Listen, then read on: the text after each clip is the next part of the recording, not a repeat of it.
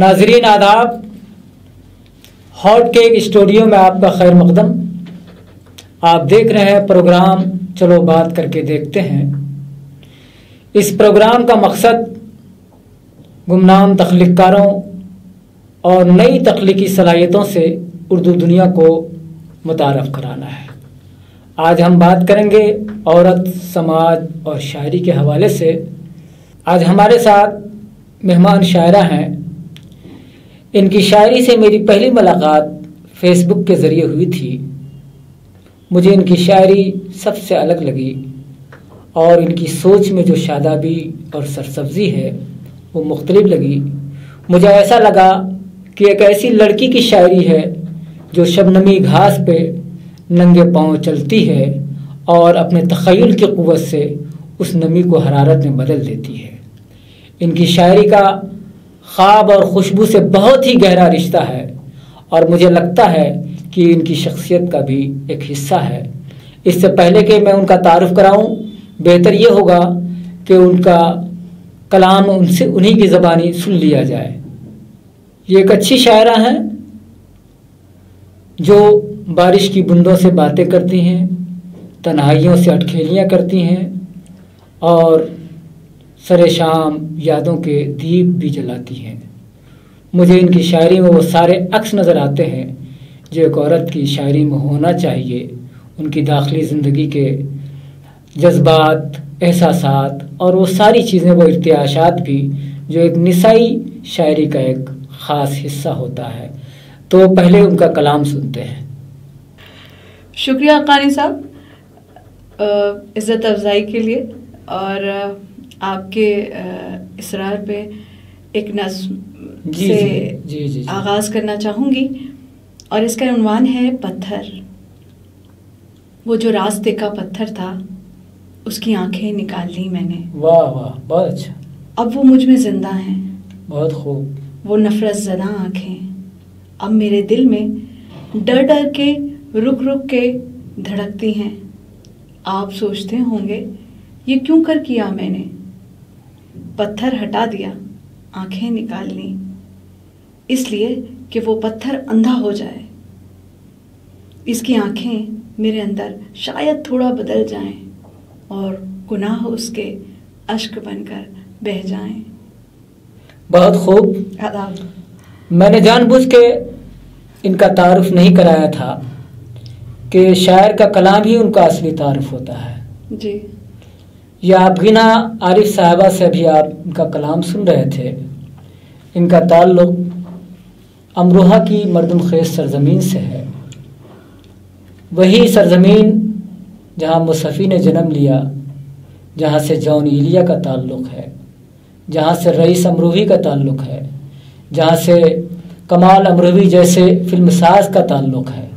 بہت ہی عظیم سرزمین ہے اور میں نے ہمیشہ اس سرزمین کی عظمت کو سلام کیا ہے۔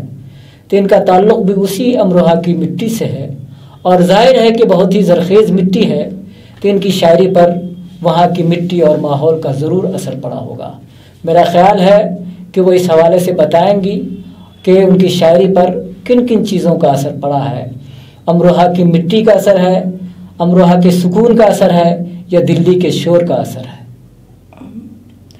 آپ کی بات سے یہ بات جو ہے مجھے درج کرانی ضروری ہے اس وقت کہ میرا تعلق، میرا جائے پیدائش امروہہ ہے، اور والد صاحب نے تقریباً 40 سال کا عرصہ ہو گیا ان کو یہاں پر دلی میں سیٹل ہو گئے تھے، اور میری جو ابتدائی تعلیم ہے اور شروع سے لے کر پہلی نرسری سے بلکہ میں نے جامعہ کے اندر چلنا سیکھا۔ واہ جی، در و دیوار پہچاننے لگے، تب تک وہاں رہی۔ جی۔ جو ایم اے میرا ہے وہ سوشل ورک اور سوشیالوجی سے ہے، تو اور اس کے بعد ایم اے اردو شوقیہ کیا، اور آل انڈیا ریڈیو سے تقریباً 7 سال تک آل انڈیا ریڈیو سے وابستہ رہی۔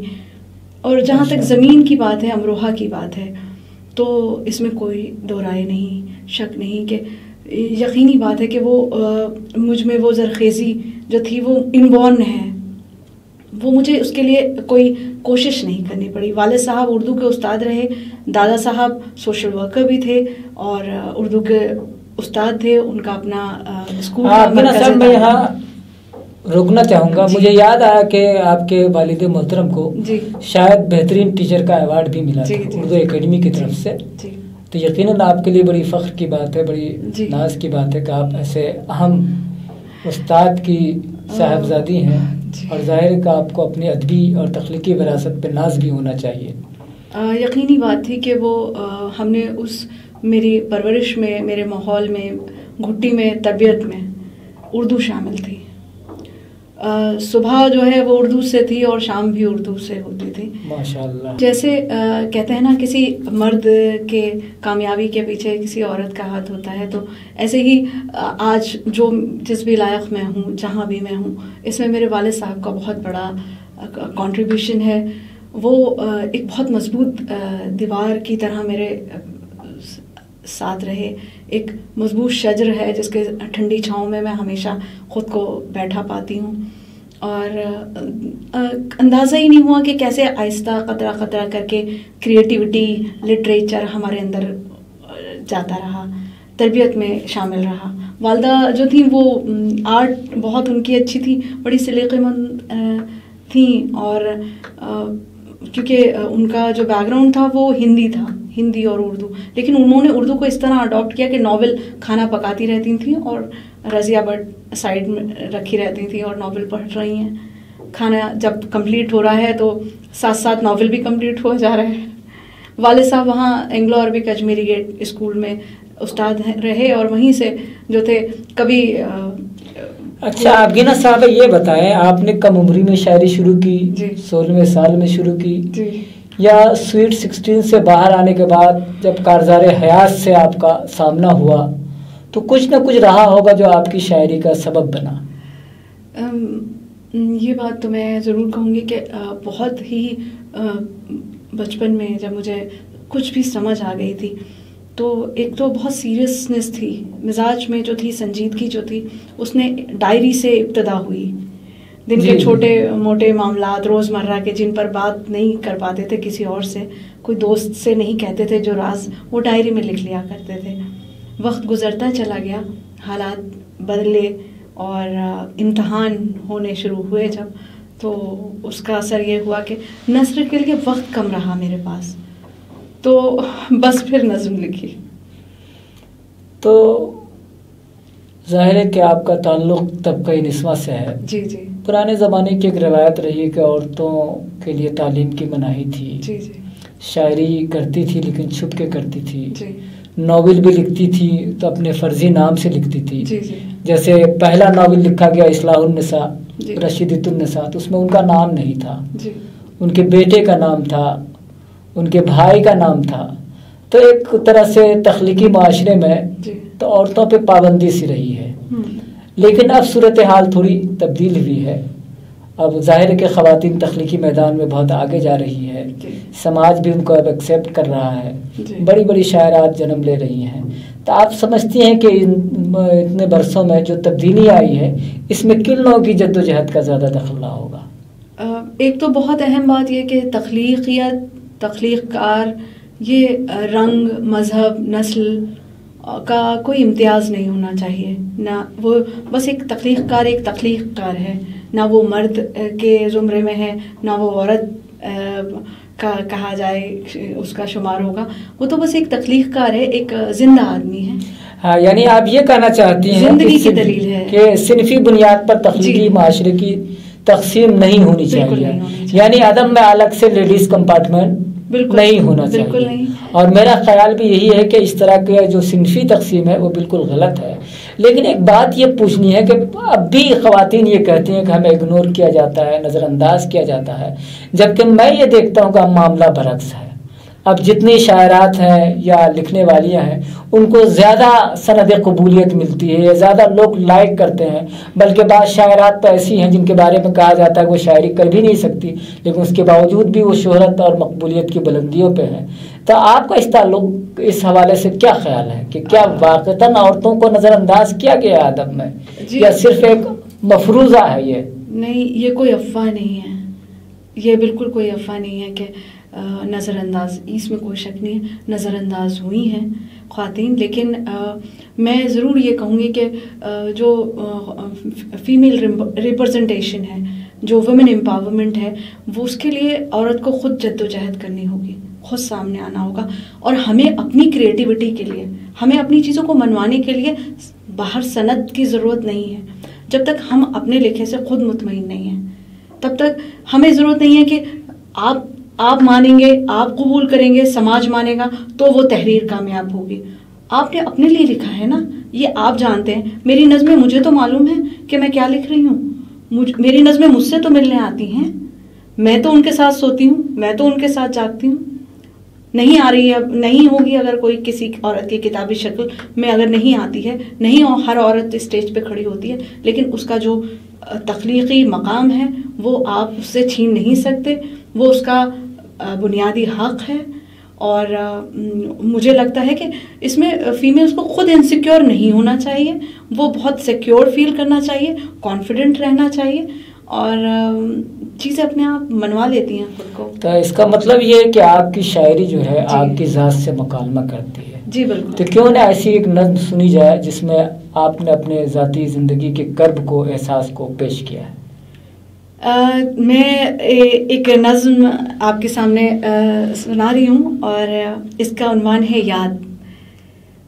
شام اور میں ایک ہی کمرے میں رہتے ہیں، نہ وہ مجھ سے نالا ہے، نہ میں اس سے پریشاں ہوں.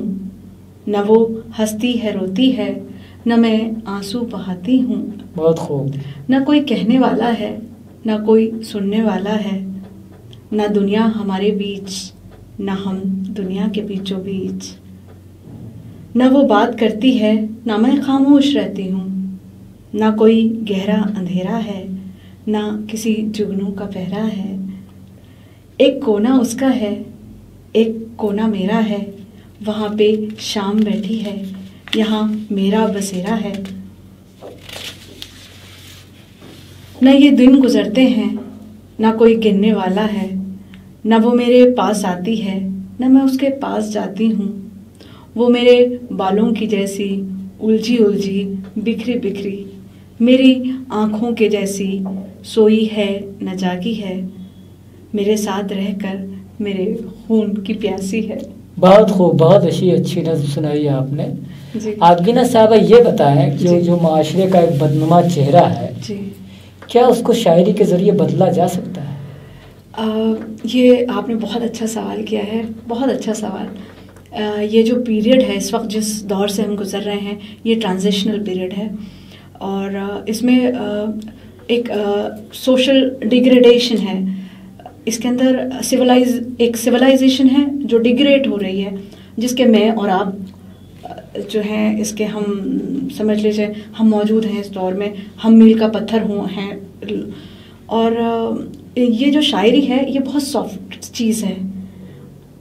یہ جو ہارش تجربے ہیں زندگی کے، یہ جو ہارشنس، یہ کڑواہٹ، یہ جو ماحولیاتی تبدیلی کے تحت روز آنے والی تبدیلی ہے. آج کل ہمارے بہت جلدی آپ نے دیکھا ہوگا، اب زلزلے آنے لگے، جی جی جی، بارشیں قہر کی طرح آنے لگی، شہر کے شہر ڈوبنے لگے، اور انسانی کی ذہنی کشمکش ہر دن بڑھ رہی ہے.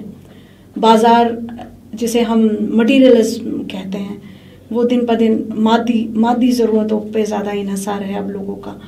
تو ایسے وقت میں شاعری بڑی اہم ہے. یعنی شاعری ایک طرح سے کیتھارسس کا کام کر جی بالکل، ایک ایسا ہے کہ لیکن میرا خیال ہے کہ افلاطون نے جو کہا تھا جی کہ شاعروں کو در بدر کر دینا چاہیے، اور ظاہر ہے کہ افلاطون ایک بہت بڑا فلسفی تھا. جی، تو میرے خیال سے کچھ ایسی بات ضرور رہی ہوگی، چونکہ شاعری جو ہے ایک بے عملی کی طرف لے جاتی ہے، آدمی کو مفلوج بنا دیتی ہے. میرا خیال ایسا ہے. کیا آپ افلاطون کے نظریے سے اتفاق کرتی ہیں؟ میں یہ نہیں مانتی کہ شاعری مفلوج کرتی ہے، بالکل نہیں. شاعری بلکہ جو انکانشیس میں ہے، آپ جب اپنے کانشیس، سب کانشیس اور انکانشیس کو جی رہے ہوتے ہیں، تو کچھ چیزیں ایسی ہیں جو انکانشیس میں ہیں، اور وہ سافٹنس ہیں، وہ بہت خوبصورت چیزیں ہیں، وہ بہت خوبصورت خیال ہیں. اگر آپ نے انہیں کاغذ پہ اتار لیا، قلم بند کر لیا، تو وہ ایک آپ کی وہ شبیہ دنیا کے سامنے پیش کرتے ہیں، ایک پازیٹیونیس، ایک آپ کا مثبت رویہ زندگی کی طرف. اچھا آبگینہ صاحبہ، میں آپ کو یہاں روکنا چاہوں گا. میں آپ سے ایک سوال یہ کرنا چاہتا ہوں جی کہ ملازمت کی مصروفیات کے باوجود بھی آپ تخلیق کے لیے کیسے وقت نکال لیتی ہیں؟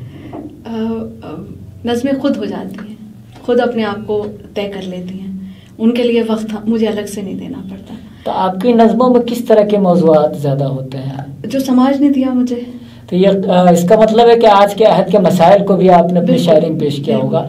تو آج کے عہد کی جو عورتیں ہیں، جس کرب سے، جس اذیت سے، جس مینٹل ایگونی سے گزرتی ہیں، کیا آپ نے اپنی شاعری میں اسے بھی پیش کیا ہے؟ ظاہر ہے کہ آپ عورت ہونے کے ناطے آپ کا بنیادی فرض بنتا ہے کہ خواتین کے جذبات کی اور احساسات کی عکاسی کریں.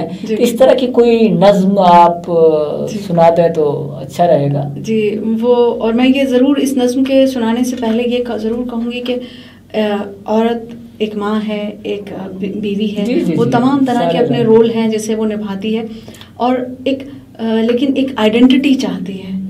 وہ چاہتی ہے کہ اس کی جو حیثیت ہے، جو اس کا ایگزسٹنس ہے، اس کو قبول لے سماج آہستہ سے. نہیں، ایک بات میں آپ سے کہنا چاہوں گا کہ آئیڈینٹی کے چکر میں، یعنی اپنی شناخت کی تلاش کے چکر میں عورتیں استحصال کا شکار بھی ہوئی ہیں. ہاں، وہ دیکھیے انٹیلیجنس محدود نہیں ہے کہ وہ صرف مرد تک محدود ہے کہ وہ استعمال کریں گے. خواتین کو بھی چاہیے کہ وہ انٹیلیجنس، خواتین کو اختیار ملنا چاہیے، آزادی بھی ملنی چاہیے، لیکن اتنی بھی آزادی نہیں کہ وہ ساری اخلاقی حد پار کر جائیں، لانگ جائیں. ظاہر کہ سماج کے لیے بہت نہیں. آزادی قانی صاحب، آزادی تو وہ خود جانتی ہیں کہ انہیں کتنا آزاد ہونا ہے، انہیں ماں بن کے کتنا آزاد رہنا ہے، انہیں بیٹی بن کے کتنا آزاد رہنا ہے، انہیں بیوی ہو کر کیا بننا ہے، اور وہ اگر آفس میں ہیں تو ان کا آفس کا رول کیا ہے. وہ ایک رول ماڈل ہیں، وہ رول پلے کرنا ہے انہیں. وہ ان کے اندر یہ سمجھ پیدا ہونی چاہیے. اسی کا نام اویئرنیس ہے. یہ ایک پہلی چیز ہے، ایک بنیادی چیز ہے، اور اس کے لیے سب سے ضروری ہے تعلیم. آپ کی نظم سننے سے پہلے ایک سوال اور کرنا چاہوں گا. ضرور. کہ کیا آپ کو باغی عورتیں پسند ہیں یا بیدار عورتیں زیادہ پسند ہیں؟ معاشرے کے لیے کون سی عورتیں زیادہ مفید ثابت ہوں گی؟ باغیانہ لفظ جو ہے، خیالات اور الفاظ جو ہیں وہ عورت کے ساتھ تو جوڑنے ہی نہیں چاہیے. وہ تو بقول آپ کے کہ ہوا کا جھونکا ہے، خوشبو ہیں اور بادل ہیں، سافٹ جتنے سارے چیزیں ہیں وہ ہیں، اور اس کے ساتھ ہی وہ بہت مضبوط ہے. جب ایک عورت ایک بچے کو کی تخلیق کے عمل سے گزرتی ہے تو وہ بہت مضبوط ہوتی ہے اس کے بعد. اور میں پھر بھی وہ نظم آپ کے سامنے ضرور پیش کروں گی کہ جی اور اس کا عنوان ہے دیوی. واہ، بہت اچھا عنوان ہے. دیوی ہوں میں، واہ. دیوی ہوں میں، کتنی بار توڑو گے، پھر جوڑو گے، پھر پوجو گے، کب جانو گے، کب مانو گے، کیوں مٹی ہوں میں. یہ دیوی زندہ دیوی ہے. ایک دل بھی یہاں دھڑکتا ہے. مت پھول چڑھاؤ تم مجھ پر، مت پھول چڑھاؤ تم مجھ پر، مت گیت سناؤ تم مجھ کو، بس مجھ کو مجھ ہی رہنے دو، بس مجھ کو مجھ ہی رہنے دو، میں زندہ ہوں یہ کہنے دو. واہ، بہت ہی اچھی نظم سنائی آپ نے. مجھے تو راجندر سنگھ بیدی کی لاجونتی یاد آ گئی. جی، لاجونتی کا جو کرب ہے، جو درد ہے، وہ آپ اچھی طرح سمجھتی ہیں کہ لاجونتی کو پرستش نہیں، پیار چاہیے. جی. تو ظاہر ہے کہ ہر عورت کی یہ خواہش ہوتی ہے کہ اسے پرستش نہیں، اسے پوجا نہ کیا جائے، بلکہ ایک زندہ وجود کی طرح اس کے ساتھ سلوک کیا جائے. تو لاجونتی کو یقیناً ایک پرستش کی نہیں بلکہ پیار کی ضرورت تھی، اور آج کی ہر عورت یہی محسوس کرتی ہے کہ اسے زندگی میں جو بھی ملنا چاہیے، پیار ملے، محبت ملے، خلوص ملے. لیکن اس کے باوجود بھی ازدواجی زندگی میں اتنی تلخیاں کیوں آ جاتی ہیں؟ ازدواجی زندگی کی بات یہ ہے کہ اگر وہ ٹرین کی مثال جو دی جاتی ہے کہ دو پہیے ہیں تو وہ بالکل بجا ہے. اور ایک انڈرسٹینڈنگ اور ایکسیپٹینس دو امپورٹنٹ چیزیں ہیں کہ ایک تو ہم ایک دوسرے کو سمجھیں، اور دوسرے سامنے والے کو جس طرح وہ ہے اسی طرح قبولا جائے. ہوتا کیا ہے کہ جب دو لوگ ملتے ہیں آپس میں، وہ ایک دوسرے کو چینج کرنا شروع کر دیتے ہیں. مت بدلیے کسی کو، جو جیسا ہے اسے ویسا ہی رہنے دیجیے. اس کو اسی طرح ایکسیپٹ کر لیجیے. پھول گرتے ہیں شاخوں سے تو ہاتھ بڑھا کے لینے کے لیے ہوتے ہیں, ان کے اندر بینا نہیں جاتا کہ ہم کانٹے الگ کر دیں گے اور وہ جیسا ہے ویسا آنے دیجیے. آگینہ صاحبہ, میں یہ محسوس کرتا ہوں کہ عورتیں مظلومیت کی داستان سناتے سناتے خود ظالم بنتی جا رہی ہیں. کیا آپ کو ایسا نہیں لگتا؟ To some extent I agree with you کہ یہ ہے کہ بہت زیادہ فیمنسٹ جو سلوگنز ہیں, میرا خود کا ماننا ہے کہ ہمیں احتجاج سے زیادہ تحریک کی ضرورت ہے, ہمیں اہتمام کی ضرورت ہے, ہمارے اندر بیداری کی ضرورت ہے ہمیں. اور ہوتا کیا ہے کہ ہماری جتنی بھی انرجیز ہیں اگر ہم انہیں بہت لاؤڈ نیگیٹیوٹی کی طرف لے جاتے ہیں تو وہ کچھ وقت تک تو اپنی فارم میں رہتی ہیں, اور اس کے بعد آہستہ آہستہ ان کا وہ جو دیا ہے, وہ اس کا جو آئل ہے, جو تیل ہے, وہ ختم ہونے لگتا ہے. اس لیے اگر آپ چاہتے ہیں کہ بہت دیر تک کسی مہم کو آگے لے جایا جائے تو ایوالو کیا جائے چیزوں کو, نہ کہ ریوالو کیا جائے. ریولیوشن سے زیادہ ایولیوشن کی ضرورت ہے. جی جی جی. لیکن میں یہ محسوس کرتا ہوں کہ جو جیسے تعلیم یافتہ خواتین ہیں یا شہر کی جو عورتیں ہیں, وہ دیہات کی عورتوں کے کرب اور درد کو نہیں سمجھ پاتی ہیں. تاکہ یہ تفریق عورتوں کے درمیان ہی کیوں ہے؟ نہیں, ایسا نہیں ہے. عورت ہونے کے بعد ایک دوسری عورت سے کنیکٹیوٹی ایک بہت امپورٹنٹ چیز ہے. کنیکٹیوٹی کہ میں فیمیل ہوں اور میرے سامنے جو ایک لیڈی ہے وہ یا مجھ سے دور کسی علاقے میں, گاؤں دیہات, کسی اور شہر میں بھی کوئی عورت ہے تو اس کا درد بھی میرے جیسا ہوگا.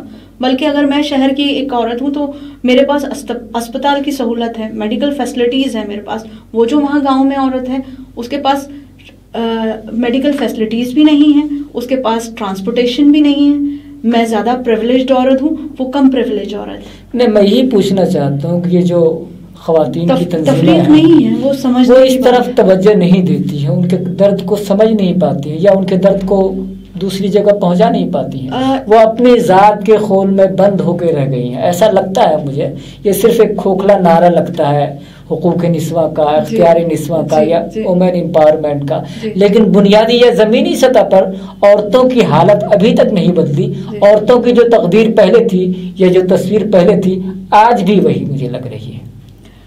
اس میں بہت حد تک پارشلی یہ آپ کا جو اسٹیٹمنٹ ہے وہ ٹھیک ہے, اور پارشلی اس سے میں ایگری نہیں کروں گی. لیکن جو پورا آپ اگر ورلڈ لیول پر دیکھیں, نیشنل اور انٹرنیشنل فورم پر اگر چیزوں کو دیکھیں تو کوششیں جاری ہیں, کام کر رہے ہیں لوگ وومن امپاورمنٹ. لیکن جب تک عورت خود اپنے لیے خود اپنے حقوق کے لیے خود سامنے نہیں آئے گی تب تک دوسرا کوئی کچھ نہیں کر سکے گا. اسے خود اپنے لیے بیدار ہونا ہوگا, اسے خود اپنے حق معلوم کرنے ہوں گے, اور ان کے حفاظت کا انتظام بھی اسی کے سر ہے.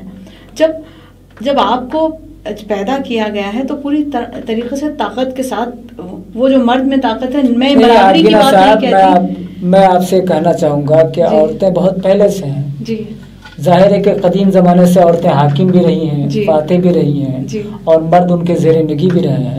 لیکن سب سے بنیادی تصور جو فیمنزم کا یا تانیثیت کا دیا ہے یہ مردوں نے ہی دیا. جیسے ڈپٹی نذیر احمد نے دیا, تانیثیت کا پہلا منشور انہوں نے تیار کیا. یا آپ مولوی ممتاز علی صاحب کے بارے میں کہہ سکتے ہیں کہ سب سے پہلے حقوق نسواں پر انہوں نے روشنی ایک کتاب بھی لکھی اور پہلا فیمنسٹ کہا جاتا ہے. یا خواجہ الطاف حسین حالی کو کہا جاتا ہے. تو مردوں کی بڑی جدوجہد رہی ہے عورتوں کو جگانے میں, بیدار کرنے میں. لیکن اس کے باوجود بھی مرد طبقے پر کیوں اتنے الزامات عائد کیے جاتے ہیں کہ عورتوں کے ساتھ تعصب ہوتا ہے, عورتوں کو آگے نہیں بڑھنا دینا چاہتے. تو میرے خیال سے ایک طرح سے یہ نسائی تعصب ہے جو آج کل عام ہوتا جا رہا ہے. یہ نسائی تعصب نہیں ہے, بلکہ جن مردوں کی آپ بات کر رہے ہیں, جو آپ نے حوالے دیے ہیں, وہ ایک مخصوص طبقہ ہے. وہ بہت مارجن پر ہیں, وہ لوگ کم مرد ہیں. جن لوگوں کی آپ نے بات کی, دے آر ریفارمسٹ. وہ مرد گنتی پر انگلیوں پر ہیں. جس ادب کے حوالے سے آپ بات کر رہے ہیں وہ بہت مخصوص ہے. اس کے بعد آپ میجورٹی دیکھیے, میجورٹی آف پیپل کیا ہے. آپ یہ دیکھیے کہ جو یہ میل ڈومینیٹنگ اگر لفظ استعمال کیا جا رہا ہے تو ڈومینیشن میں ریشیو کیا ہے. جی جی جی. اگر عورت کے ہیلتھ اسٹیٹس گر رہا ہے دن بہ دن، اگر برتھ ریشیو ڈاؤن ہو رہا ہے، تو یقینی بات ہے کہ یہ ہمارے لیے ایک فکر کا لمحہ ہے. اور اس میں میجورٹی میں آپ کو یہاں روکنا چاہوں گا، اور میں چونکہ آپ کا سوشیولوجی سے بھی تعلق ہے، تو یہ بتائیں کہ تخلیق کا اور سماج کا کیا گہرا رشتہ ہے؟ کیا تخلیق ہمارے سماج پر کچھ مثبت اثر ڈال پا رہی ہے آج کے دور میں، یا زیادہ تر تخلیق کار آج کل خاموش ہے، اسی وجہ سے اتنے حالات خراب ہو رہے ہیں، وارداتیں ہو رہی ہیں؟ ظاہر ہے کہ تخلیق کاروں کی خاموشی جو ہوتی ہے ایک طرح سے جرم ہے. جب حالات خراب ہو رہی ہیں اور ایک تخلیق کار خاموش ہے تو اس کا مطلب ایک مجرم ہے. وہ سماج کو بدلنے کی قوت نہیں رکھتا، وہ سماج کا ایک عضو معطل بن کے رہ گیا ہے. تو آپ کا اس تعلق سے کیا خیال ہے کہ عورتوں کو یا مردوں کو مل جل کر کے جو آج کے حالات ہیں یا جو انسانی تذلیل کے واقعات ہیں اس پر ایک رد عمل احتجاج کا اندراج درج کرانا چاہیے؟ بالکل بالکل، بے شک میں بالکل اس حق میں ہوں. اور کیونکہ سوشیولوجی جو ہے وہ ایک از اے اسٹڈی آف سوسائٹی، جو سماجی تعلقات ہیں ان کی اسٹڈی کا نام سوشیولوجی ہے. اور اس کے علاوہ سوشیولوجی ہے، ایک کانسیپٹ ہے، اس کے بعد ایک چیز ہے سوشل ورک، جس کے اندر ہے کہ help the people to help themselves. اس کا مطلب یہ ہے کہ دو ایسی چیزیں ہیں، اور اس کے بعد ایک ان سب سارے کانسیپٹ کے بیچ میں ایک چیز ہے کریٹیوٹی. کریٹیوٹی آپ کی علامت ہے زندہ ہونے کی. جی بالکل صحیح کہہ رہی ہیں آپ. جو جہاں آپ نے اشارہ کیا ہے وہ زندہ ہونے کے، کیونکہ ہم اگر اس سماج میں موجود ہیں اور ہم سماج کا ایک یونٹ ہیں، آپ اور میں سماج کا ایک یونٹ ہے، اور ہمارے پاس جو رول عائد ہوئے ہیں ہم پہ وہ ہمیں ادا کرنے ہوں گے. اور اس کے بعد اگر ہمارے پاس تخلیقیت ہے تو یہ ہماری پاور ہے، ایڈیشنل پاور ہے ہمارے پاس، اور اس کا استعمال ہمیں اویئرنیس کے لیے کرنا ہوگا. آپ کی نا صاحبہ پہلے زمانے میں ادب کے ذریعے سماج میں انقلاب پیدا کرنے کی کوشش کی جاتی ہے. آپ نے بہت سارے واقعات تاریخ میں ظاہر ہے، لیکن اب ایسا لگتا ہے کہ سماج تو جاگ رہا ہے لیکن خود ادیب سوئے ہوئے ہیں. بہت حد تک آپ کی اس ایک بات سے میں متفق ہوں کہ ہمارے وہی میں نے جو آپ کو صارفیت ہے، مادیت ہے، جو کیپٹلزم ہے، وہ کام کرنے لگا ہے. کیا آپ کو ایسا نہیں لگتا ہے جیسے جس طرح کے حالات ہیں اس میں اور کریٹو کہیں نہ کہیں جو تکلیف جس کرب سے جو بھی کریٹو لوگ ہیں وہ کسی نہ کسی کرب سے گزر رہے ہیں، وہ اس کرب کو، اس درد کو جو ہے وہ بیان نہیں کر پا رہے ہیں، اور وہ اپنے آپ کو جیسے کوئی جال میں الجھ جاتا ہے اس طرح وہ اپنے آپ کو الجھا ہوا پاتے ہیں. جب بھی کوئی حادثہ ہوتا ہے تقریباً 4 دن ایسے ضرور میرے ساتھ بھی ایسے گزرتے ہیں کہ میرا دل نہیں چاہتا یہ خون کی کہانی کیا لکھیں، اس خون کی کہانی کیا لکھیں، معصوم بچیوں کے ساتھ اس کہانی کو ہم کیا لکھیں. جی نہیں آپ کی صاحبہ، مجھے ایسا لگتا ہے کہ جیسے ہمارے سارے خواب چھین لیے گئے ہیں اور ہمارے ذہنوں پر خوف کو مسلط کر دیا گیا ہے. تو آج کے حد میں ہم بالکل ایک خوف کے ماحول میں جی رہے ہیں. ہمارے سارے خواب ختم ہو گئے ہیں، اب ہماری آنکھوں میں خواب نہیں بلکہ صرف خوف پلتے ہیں. کیا آپ کو ایسا نہیں لگتا کہ آج کا ماحول بالکل بدل رہا ہے تیزی کے ساتھ؟ فنکار بھی خاموش ہے، تخلیقار بھی خاموش ہے، کچھ ہی لوگ ہیں جو بول رہے ہیں، آوازیں بہت ہی دھیمی سی آ رہی ہیں، ہر شخص ایک سہما ہوا ہے. وہ جو یہ آوازوں کا جنگل ہے نا، اس کے اندر جو لوگ خاموش کھڑے دکھائی دے رہے ہیں آپ کو، یہ مطلب یہی زندہ لوگ ہیں. اور باقی یہ جتنا شور آپ کو سنائی دیتا ہے نا، یہ بازار کا شور ہے، اور بس اس میں صرف وہی لوگ جو بے حس ہیں وہ زندہ رہ سکتے ہیں. جو حس ہے وہ خاموش ہوگا. لیکن ایسا بھی نہیں ہے کہ ہم ان سارے معاملات حالات سے نا امید ہیں. ہمیں ایک امید ہے، ہماری آپ کی اور بہت سارے ایسے لوگ ہیں جو جن کے جو پازیٹیوٹی ہے وہ ان کو جلائے رکھے ہوئے ہیں. میری یہ کوشش ہے کہ اس ایک نظم سے یہ میرے اس دوست تک پہنچ جائے جس کی اسے ضرورت ہے. میں کسی کی بات اپنے قلم کے ذریعے کہہ دوں، میں ایک نظم لکھ کر آرام سے سو جاؤں. تو یہ اگر آپ بھی ایسا آپ کی اچھی بات ہے کہ آپ خوف کے اندھی میں بھی امیدوں کا چراغ روشن رکھتے ہیں، وہ ہمیں رکھنا ہے. یعنی آپ یہ کہتی ہیں کہ لمبی ہے غم کی شام مگر شام ہی تو ہے. ایک اچھی سوچ ہے آپ کی، اور اسی اچھی سوچ کے ساتھ ہم اپنی گفتگو کا خاتمہ کرتے ہیں. شکریہ آبگینہ صاحبہ, آپ نے بڑی اچھی گفتگو کی. آپ سے بات کرتے ہوئے مجھے بھی بڑا اچھا لگا, اور ظاہر ہے کہ بہت سارے مسائل رہ گئے, انشاءاللہ آئندہ کبھی اس پہ گفتگو ہوگی. لیکن بنیادی جو بات تھی وہ ہمارے لیے کہ عورت کی حیثیت کیا ہے, سماج کو کیسے تبدیل کیا جا سکتا ہے تخلیق کے ذریعے, اور ہمارا جو معاشرہ ہے وہ کس طرح بہت تیزی کے ساتھ تبدیل ہو رہا ہے, اور ہم ایک روحانی قدروں کے بجائے مادی اقدار کی طرف بڑھ رہے ہیں. تو بہت سارے مسائل ہیں, ظاہر ہے کہ اس میں عورت مرد کی کوئی تفریق نہیں ہو سکتی. ہم آپ ایک ساتھ ہیں, اور ظاہر ہے کہ جب عورت مرد ایک ساتھ اگر زندگی کے کسی کارزار میں آئیں گے آگے تو انشاءاللہ کامرانی یا فتح ضرور نصیب ہوگی. چلو بات کر کے دیکھتے ہیں. میں آپ کا بہت بہت شکریہ, آپ نے بہت ہی بیش قیمتی وقت ہمیں دیا, اور ہم اس کے لیے آپ کی نہایت ممنون مشکور ہیں. اور آئندہ بھی اس طرح کی گفتگو ہوتی رہے گی, کیونکہ ہمارا مقصد بنیادی طور پر جو ابھرتی ہوئی صلاحیتیں ہیں اسے اردو دنیا کو روشناس کرانا ہے. اور ظاہر ہے کہ آپ بھی ایک رائزنگ اسٹار ہیں اردو شاعری کی, تو آپ سے گفتگو کر کے بڑا اچھا لگا. ہم ہاٹ کیک کے ناظرین کا شکریہ ادا کرتے ہیں.